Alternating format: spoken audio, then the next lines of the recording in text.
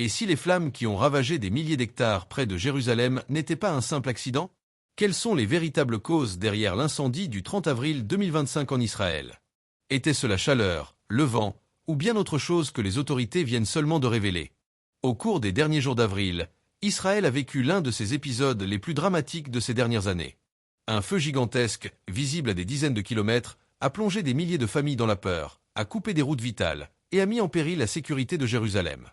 Des images d'autoroutes encerclées par les flammes, de familles fuyant à pied et de pompiers débordés ont choqué le monde entier. Mais aujourd'hui, les enquêtes ont avancé, et les premières conclusions officielles sont tombées. Dans cette vidéo, nous allons revenir sur ce qui s'est réellement passé, comment l'incendie a commencé, pourquoi il s'est propagé si vite, quelles erreurs ont été commises, et surtout quelles sont les causes enfin révélées. Restez bien jusqu'à la fin, car la dernière partie est sans doute la plus surprenante. Le 30 avril 2025, en milieu de journée, des habitants des collines situées à l'ouest de Jérusalem voient apparaître une colonne de fumée dense. En quelques minutes, des flammes impressionnantes dévorent les pentes boisées. Ce n'est pas la première fois qu'Israël affronte des incendies, mais cette fois-ci, la situation est différente. Les vents sont particulièrement violents et la chaleur, inhabituelle pour la saison, transforme chaque étincelle en un brasier incontrôlable. Les pompiers reçoivent des dizaines d'appels en même temps. Les premières équipes dépêchées sur place comprennent rapidement qu'elles n'ont pas affaire à un feu ordinaire. Les flammes avancent à une vitesse vertigineuse, portées par des rafales pouvant dépasser les 70 km/h. Très vite, la plus grande autoroute du pays, qui relie Tel Aviv à Jérusalem, se retrouve encerclée par les flammes. Des automobilistes, piégés, abandonnent leurs véhicules et tentent de fuir à pied. Les vidéos diffusées ensuite sur les réseaux sociaux montrent des scènes de panique. Familles courant au bord des routes, voitures brûlées, fumée noire bloquant toute visibilité. Face à l'ampleur du désastre, le gouvernement israélien déclare l'urgence nationale. Plus de 163 équipes de pompiers sont mobilisées, appuyées par 12 avions bombardiers d'eau. Mais malgré ces efforts, le feu progresse. Des quartiers entiers sont menacés, et plus de 10 000 habitants doivent être évacués. Des abris temporaires sont ouverts dans des écoles et des centres communautaires. Les familles sont accueillies par des bénévoles, mais l'angoisse est palpable. Beaucoup ne savent pas si elles retrouveront leur maison debout. Un guide touristique local, interrogé par la presse, parle d'une « catastrophe absolue », décrivant un parc forestier entier réduit en cendres. Dans certaines zones, comme le parc Canada, symbole de coopération entre Israël et ses partenaires étrangers, il ne reste que des troncs calcinés. Les images satellites publiées quelques jours plus tard montreront une tache noire immense, comme une cicatrice gravée dans le paysage. Rapidement, Israël comprend qu'il ne pourra pas affronter seul ce brasier.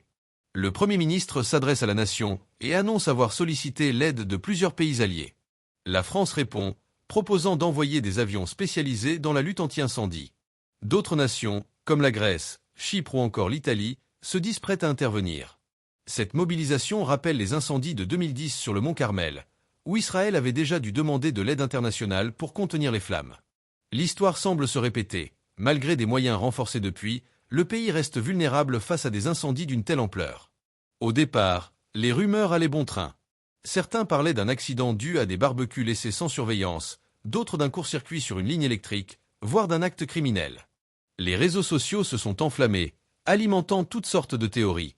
Mais après plusieurs jours d'enquête, les autorités israéliennes ont rendu publiques leurs premières conclusions. Selon les experts, le feu aurait été déclenché par une combinaison de facteurs naturels aggravés par des négligences humaines. D'abord, les conditions météorologiques étaient extrêmes. Une vague de chaleur inhabituelle pour la saison, avec des températures dépassant les 35 degrés Celsius, combinées à des vents violents. Ensuite, la végétation, particulièrement sèche après un hiver pauvre en pluie, constituait un combustible parfait. Enfin, des indices laissent penser qu'une imprudence humaine a servi de déclencheur, probablement un feu mal éteint ou des travaux ayant provoqué des étincelles.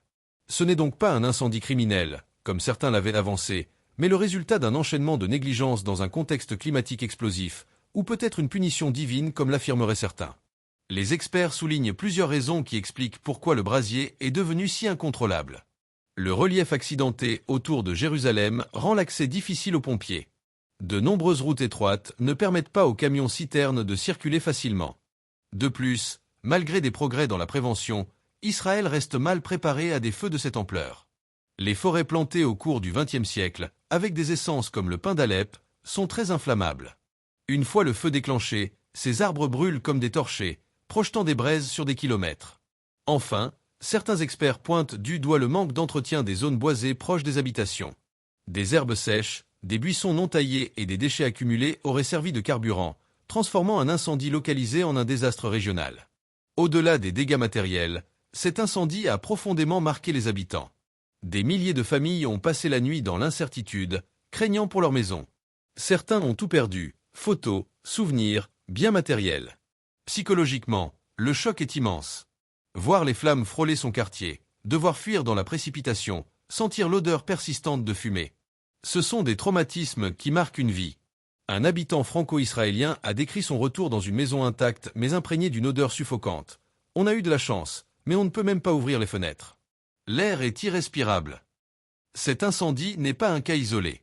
Depuis plusieurs années, Israël connaît des étés de plus en plus chauds et secs, et des incendies plus fréquents.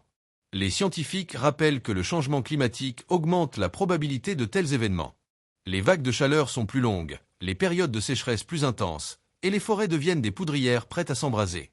Ce drame est donc aussi un avertissement. Sans une adaptation sérieuse, Israël risque de voir ce type de catastrophe se répéter, avec des conséquences encore plus lourdes. Vous connaissez désormais les véritables causes de l'incendie du 30 avril 2025 en Israël. Une combinaison fatale, chaleur, vent, végétation sèche, et une imprudence humaine qui a mis le feu aux poudres. Cet épisode rappelle à quel point nos sociétés restent vulnérables face à la nature, surtout dans un monde en réchauffement. Si ce sujet vous a intéressé, n'hésitez pas à aimer la vidéo, à la partager et à vous abonner. Je vous recommande de cliquer sur la vidéo qui s'affiche maintenant à l'écran. Vous y découvrirez d'autres informations de l'actualité mondiale. Soon guys, prenez soin de vous.